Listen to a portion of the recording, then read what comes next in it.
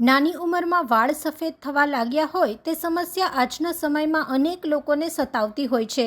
અત્યારે તો ટીનેજમાં પણ વાળ સફેદ થવા લાગે છે। જ્યારે આવું થાય છે તો બાળકોની સાથે માતા પિતા પણ પરેશાન થઈ જાય છે।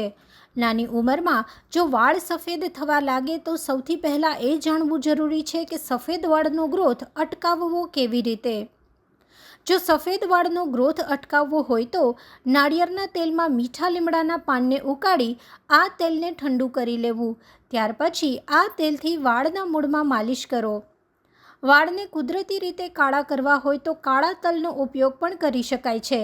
કાળા તલના ગુણ સફેદ વાળને કાળા કરવામાં મદદ કરે છે। સફેદ વાળની સમસ્યા હોય તો નાળિયેર તેલમાં કાળા તલ ઉમેરી બરાબર ઉકાળી લો।